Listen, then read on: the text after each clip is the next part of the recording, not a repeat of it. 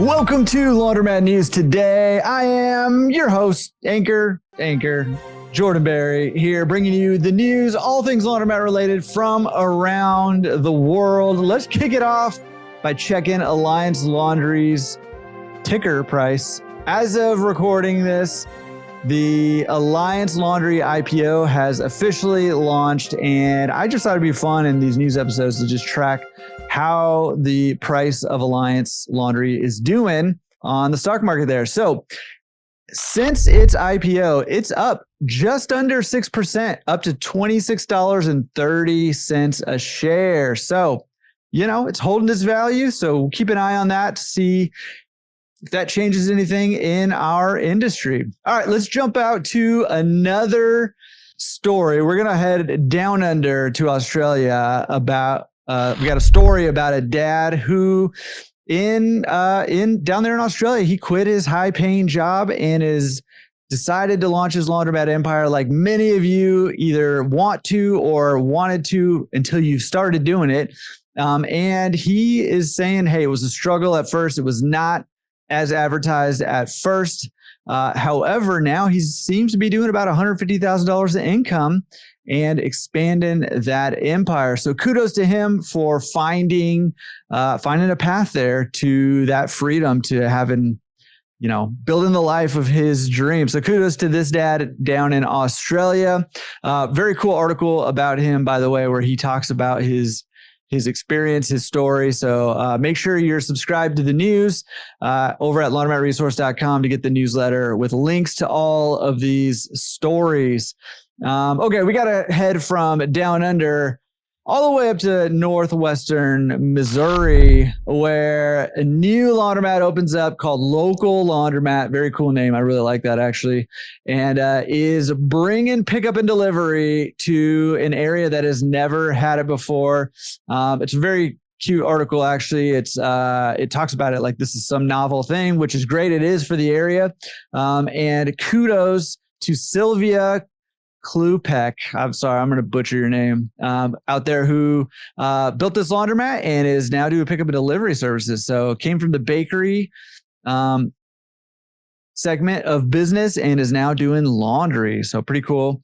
And in another story that illustrates the passivity of laundromats, there's a laundromat in Lawrenceburg that they remained open even after being struck by a car. A car hit the laundromat right through the front. The brick facade is all caved in, but the laundromat just kept chugging along. It reminds me of one time when my laundromat flooded and I didn't know for a little while. And by the time I got there, there was probably 3-4 inches of water on the ground and the place was packed, and literally people had their shoes off and were hiking up their dresses and rolling up their pants and just kept doing laundries like nothing happened. So listen, we've got a resilient customer base. Don't do that if you can help it, but listen, they're there for it sometimes. So, okay.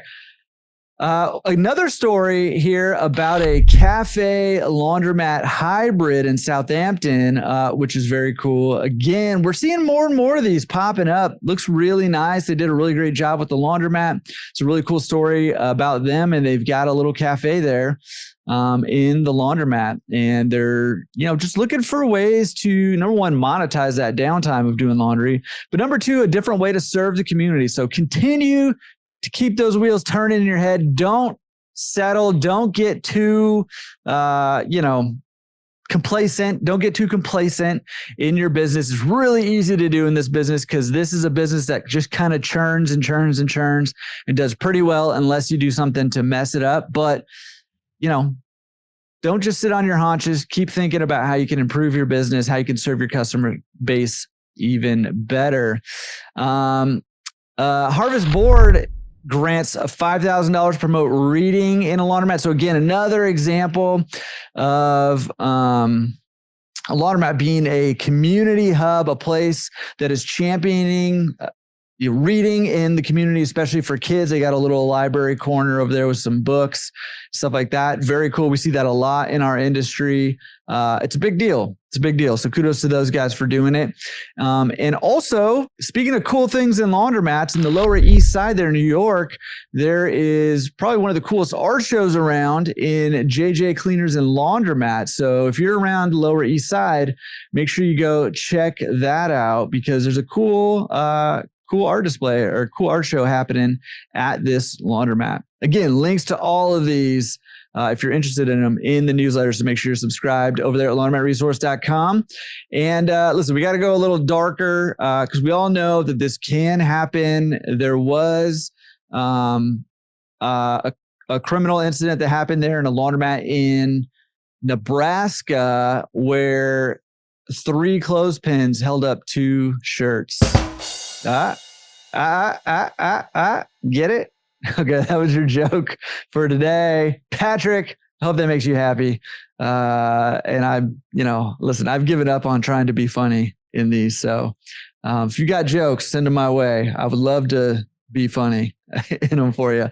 But anyways, last story, wrapping things up here this week in news all across the laundromat industry is Big Cotton is getting involved here. Cotton Incorporated is hosted a panel where they talk about microplastics. Genius move on their part. This is a hot topic, not just in our industry, but all over the place. And, basically our clothes shed microplastics. So, laundromats got highlighted in this little panel discussion here that they were talking about microplastics and our fight against these microplastics that are turning up all over the place, including in our bodies and in our oceans and all over the place. So listen, keep your ears open. Microplastics, I think, are going to continue to be a hot topic just generally. And in our industry, if we can be proactive about how we're helping tackle the microplastic